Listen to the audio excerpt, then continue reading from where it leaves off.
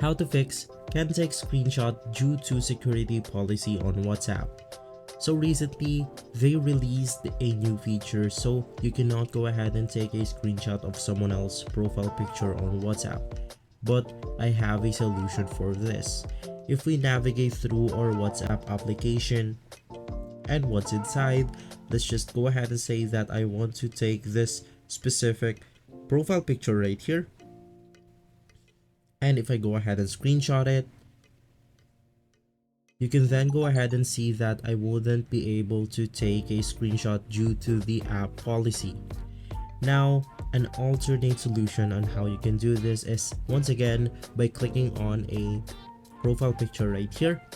And once inside, all you have to do is to go ahead and screenshot this specific screen. And from there, you want to go ahead and crop this screenshot right here. Right after cropping this screenshot, you should have the profile picture on your system right here. And so if this video has been helpful for you, please consider by liking and subscribing. I'll make sure to see you again next time, and as always, thank you.